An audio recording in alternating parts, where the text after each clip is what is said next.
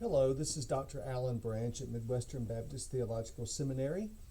I have a brief lecture here addressing the issue of what is an abortion. This is prepared primarily for my students in my ethics classes. So if you happen to be tuning in, I hope it's of help to you for other Christians around the world. We're just trying to define what an abortion is.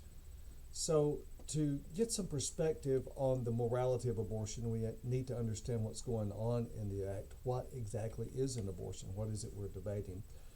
And I'm going to suggest there are two broad categories of abortion, and that is what I call pharmaceutical abortions or medical abortions. If you look in the literature on abortion, these are called medical abortions, but I have found for my students that term medical can be a bit confusing.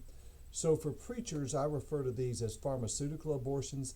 That means a drug is taken. That's what they mean there. And then surgical abortions are something like a suction abortion, where something is actually inserted into the woman's body to end the pregnancy. So just a word of clarification to make sure that you understand some differences in terminology. Typically, pro-abortion folks will argue that pregnancy begins at implantation, which occurs 6 to 9 days after conception, but I'm working from the premise, as reflected in our school statement of faith, that human life begins at conception, and we believe in the sanctity of human life from conception to natural death. So some terms you will hear surrounding abortion: therapeutic abortions are abortions performed to save the mother's life, such as in an ectopic pregnancy.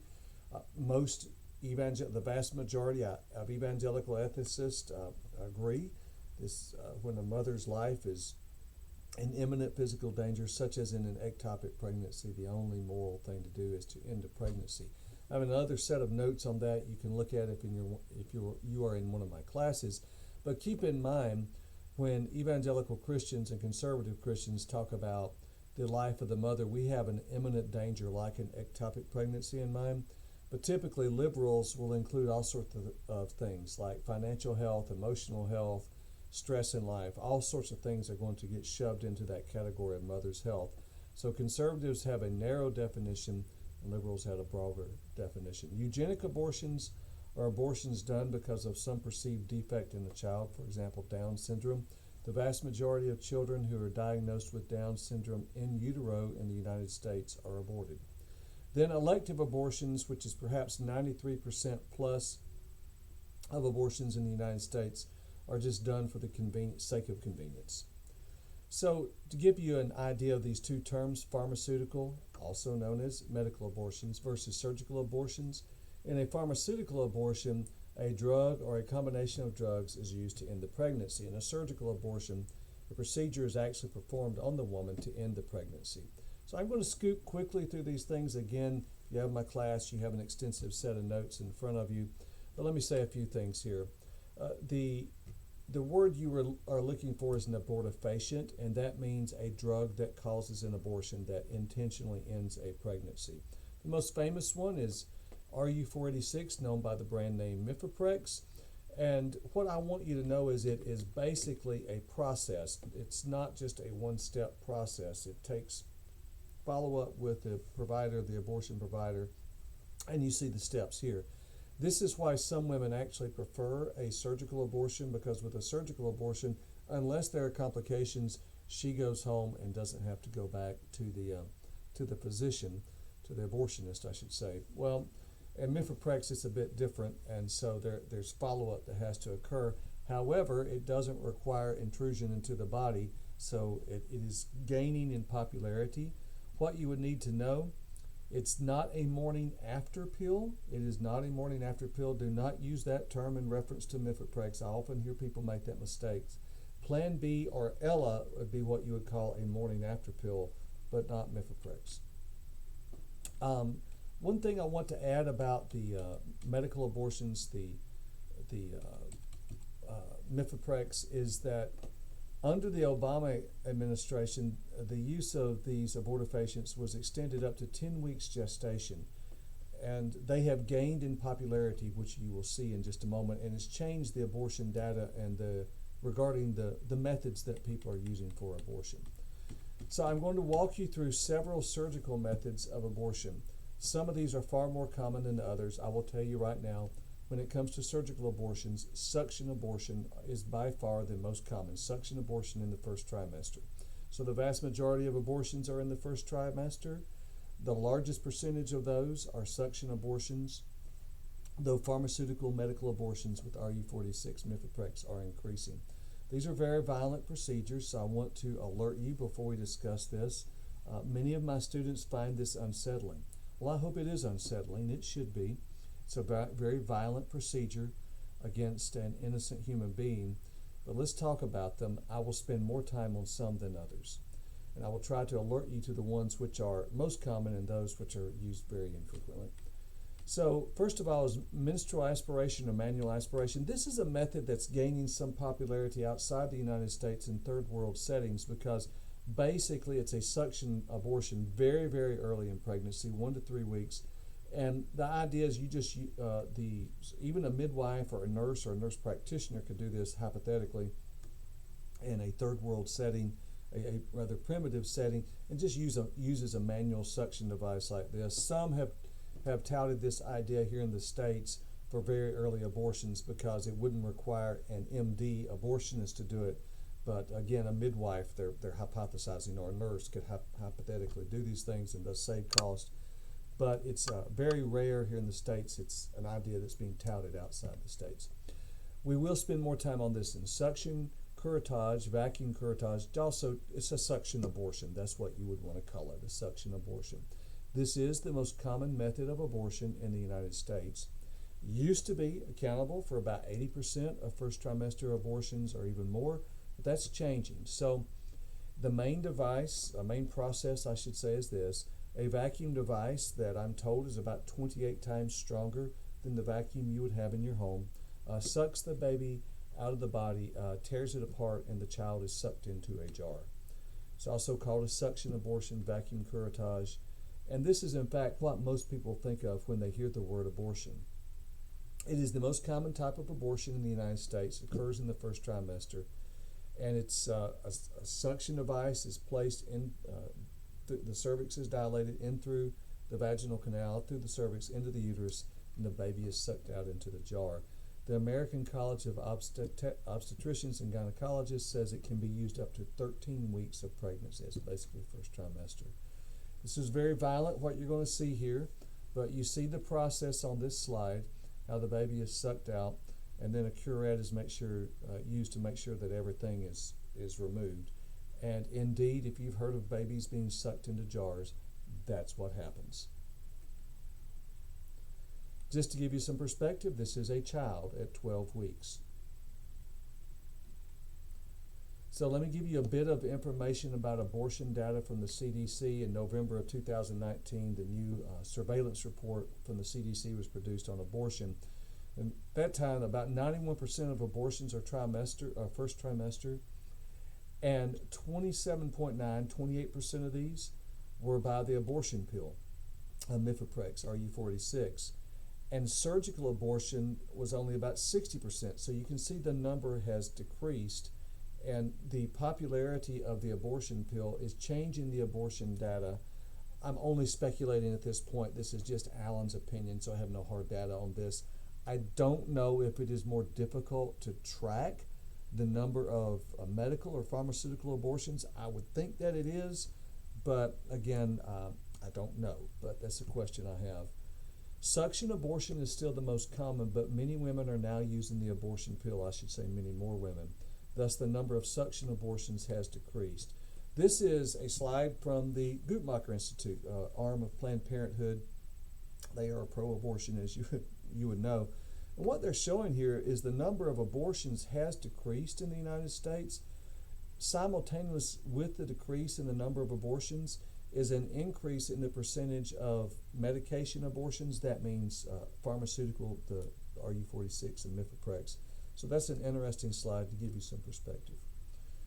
Dilation and curettage. This method used to be used up to 12 weeks gestation. The World Health Organization now says it's obsolete. That's just what that looks like. Saline injection used to be much more common. It's rarely done in the USA anymore. From my perspective, it is the most wretched of the different abortion procedures. So it's very rarely done in the United States anymore, but this is what happened. It was a second trimester procedure. A needle inserted into the water bag surrounding the baby, and some of the fluid removed and replaced with a concentrated salt solution. Then a baby is burned and poisoned to death. Then the mother would give birth to a dead baby. They had been burned to death. Although there are recorded instances of people surviving a saline injection abortion, humans who survived this. Some of the babies were just left to die, but I will show you this. This is an idea diagram of how this might happen. This is Gianna Jessen. She survived a saline injection abortion when her mom was 7.5 months pregnant. She's alive here today. Now the next slide is very disturbing. I will only put it up briefly. It is a picture of a child who was burned to death via a saline injection abortion. And I want to stress this is rarely used anymore, thankfully, but it does occur rarely. This is a child who is burned to death via a saline injection abortion, and this is from Gianna Jessen.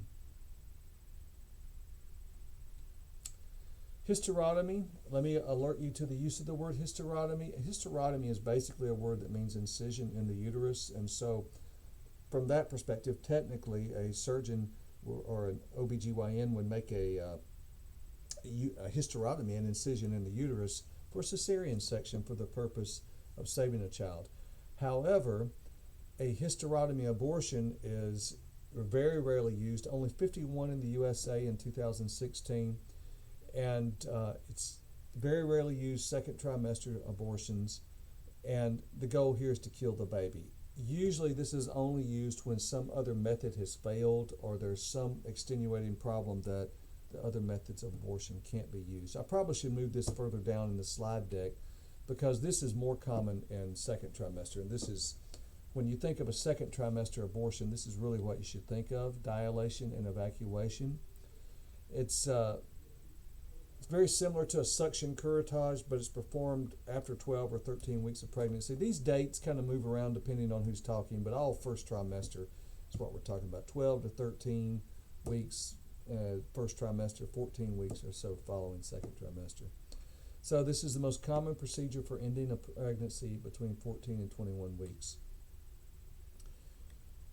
So this is very violent, but you'll see what happens in a dilation and evacuation. Actually, in some cases, the baby is ripped apart manually, and this is what you see the abortionist doing here. And the baby is being torn apart, and this pro-life group has diagrammed the baby sucking its thumb. That's true at this age. This is a very violent slide, but it's what happens. This is a dilation and evacuation of a 23-week-old fetus, which is a bit further than what I've just described to you, but it does happen.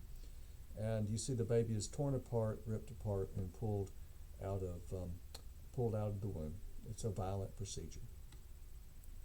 Partial birth abortion. This is now illegal in the United States, thankfully, but is very violent. Also known as dilation and extraction. If you're taking my class and you're looking at the Feinberg's book, they are a bit confusing on the terms dilation and evacuation and dilation and extraction. But as best as I can determine, dilation and extraction, DNX, is the technical name for what's called on the street a partial birth abortion. In this method, the baby was delivered feet first, so the abortionist would intentionally turn the baby around to deliver the child breech with feet first, and then before the head exited the vaginal canal, the delivery canal, they would, this is violent, but this is what they did, they would pierce the base of the skull and suck out the brain, kill the baby. Dead child was removed and discarded. This next slide shows you what that looks like. It's very violent, but it's an accurate description of what that abortion was.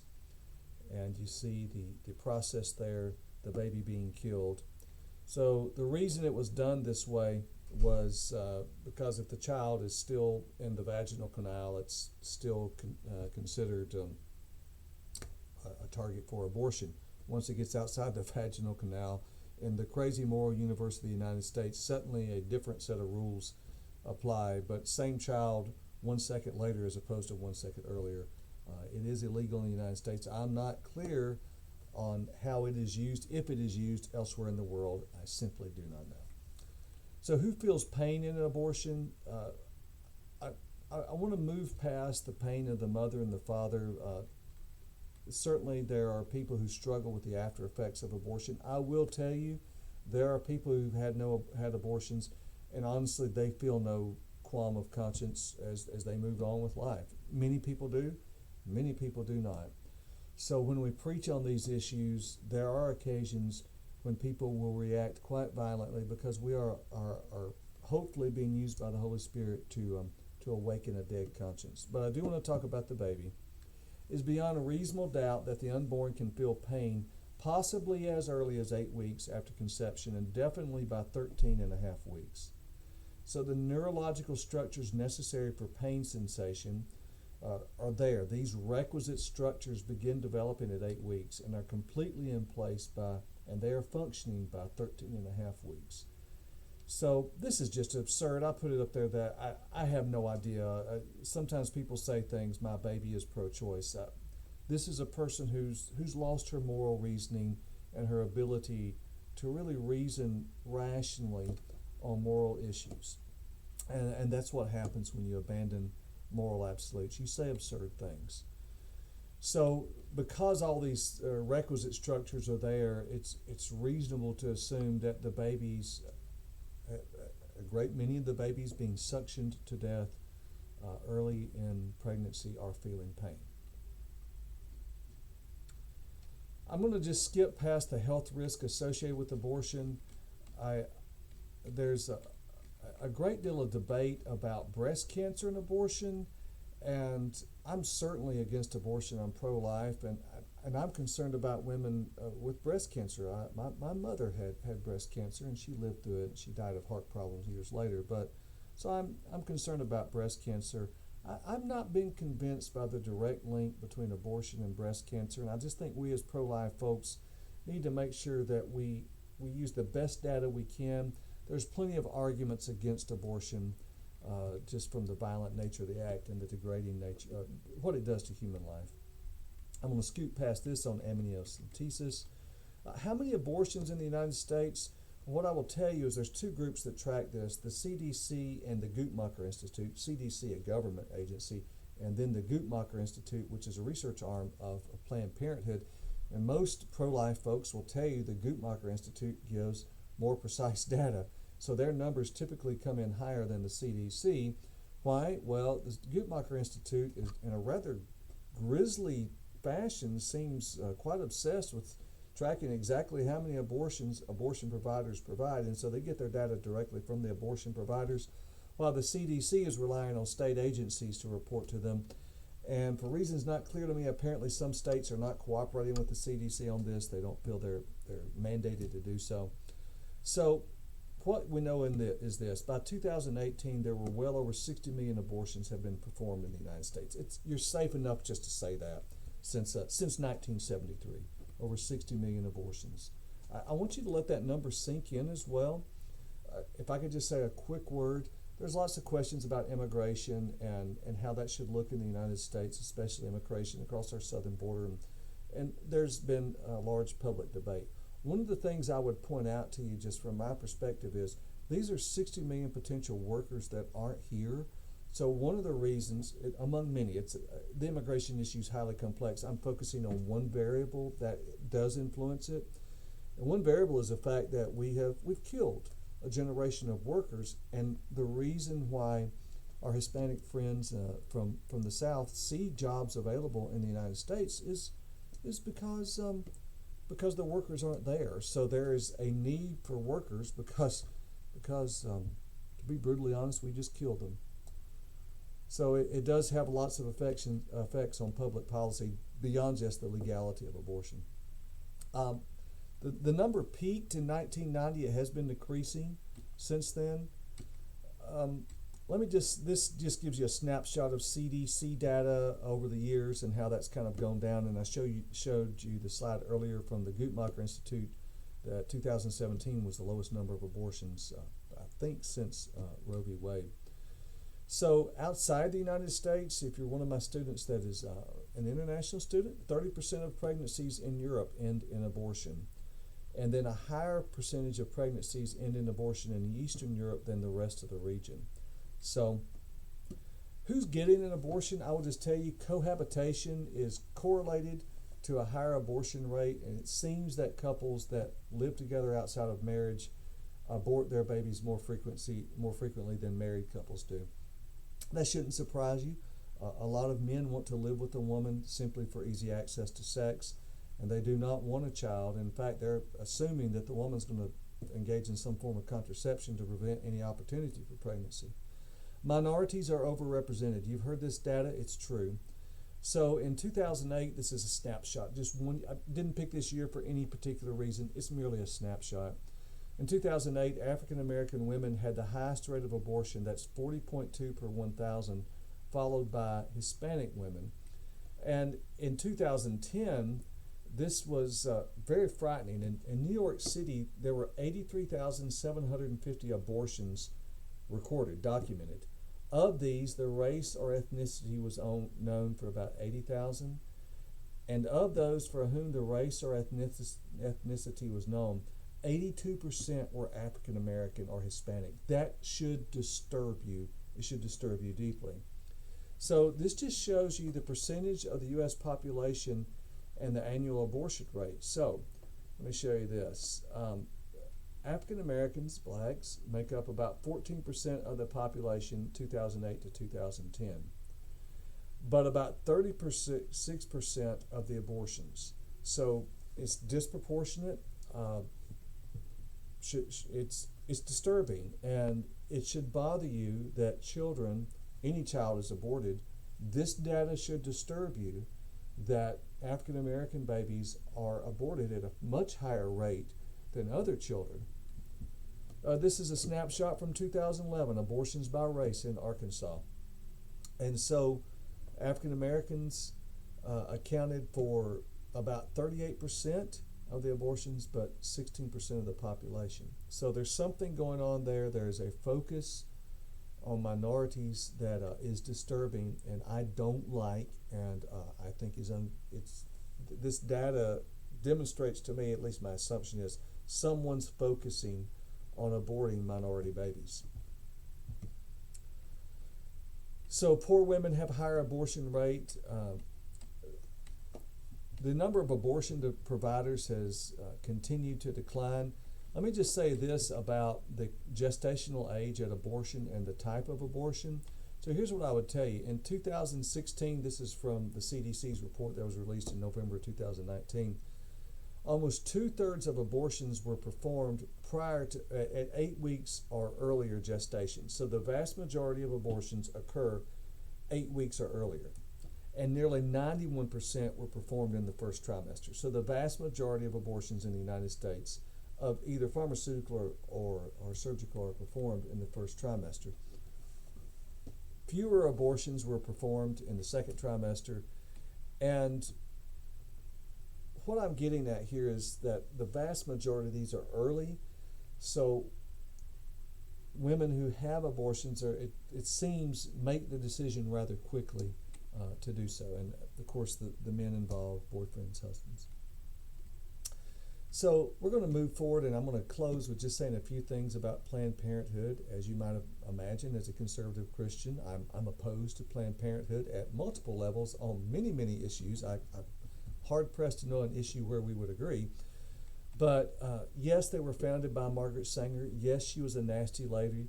Yes, she favored eugenics, and I have 3 of her books on my shelf just to my right here, and I would stand behind all these things, that I'm not taking her out of context.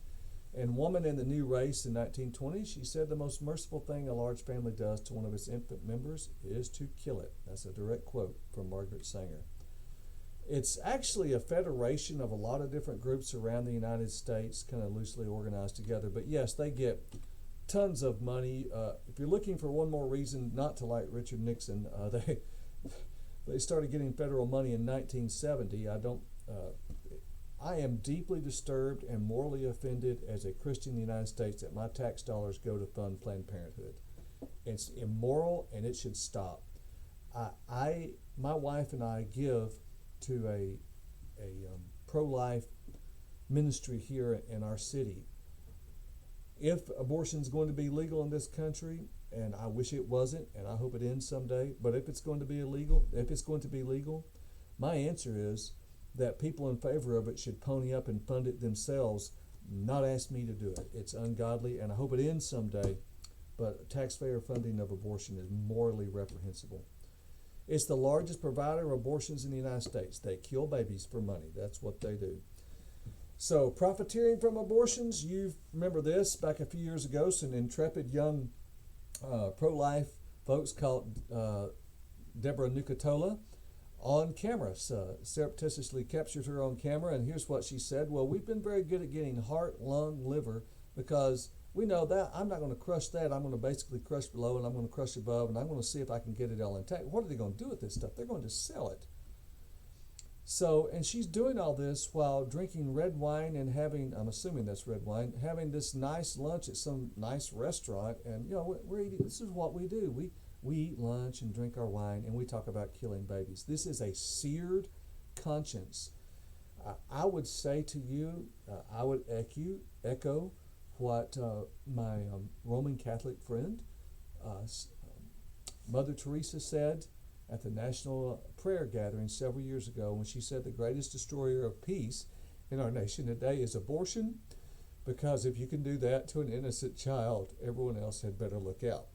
So it is deeply disturbing. It is a issue that sears the conscience of a nation, and it short circuits moral reflection at multiple levels. I pray for its end, and I beg you to be a pro-life preacher.